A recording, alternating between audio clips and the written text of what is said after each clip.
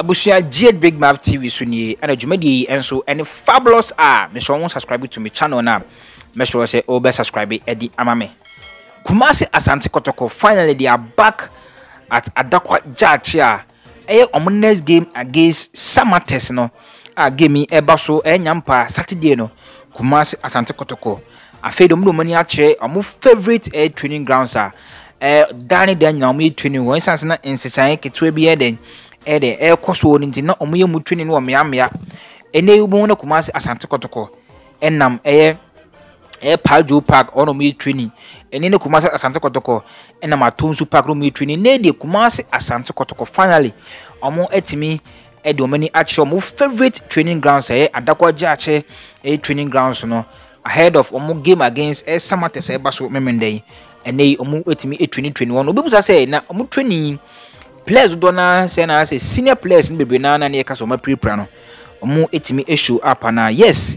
abante fe na Isaac Opon nim say season we injury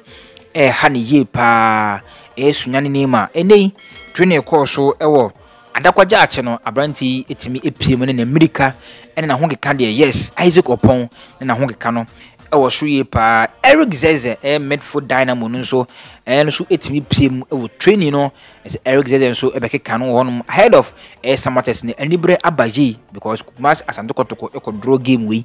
and as Kumasi Asante Kotoko Samartex sha ne dia ene team na ha eja ebeto team so Eric Zeze so etimi piem den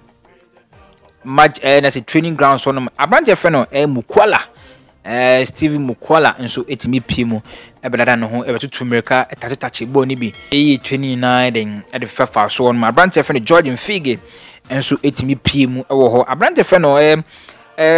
Enoch Morrison yes Enoch Morrison nso etimi epiemu ene training grounds no let's say otimi piemu ewo training grounds ewo Adako Jachie Kumasi Asante Kotoko ne omutimi ekokoye abrand fe no Kalu Kwatara enso etimi ebe training bi Sheriff etimi bono modern enso epiemu training so sanso Danlad Ibrahim enso ene abusuano no so training grounds no ma o stretch kama tututu no ho ponje short ni bia ene Samartex de munyina ye because Kumasi Asante Kotoko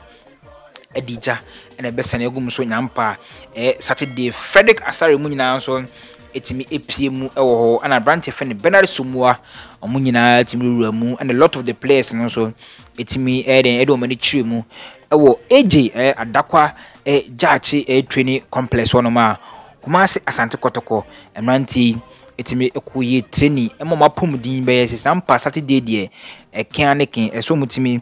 de win edema Asante man and fabulous supporters na no munim no mukolusu dia ene ja ene ebeto team nim abusia aha GH Big Mouth TV so on subscribe ya make sure say o be subscribe edi amame say the Kotoko update bia na sharp on sa abeka channel yi so jumadi enso fabulous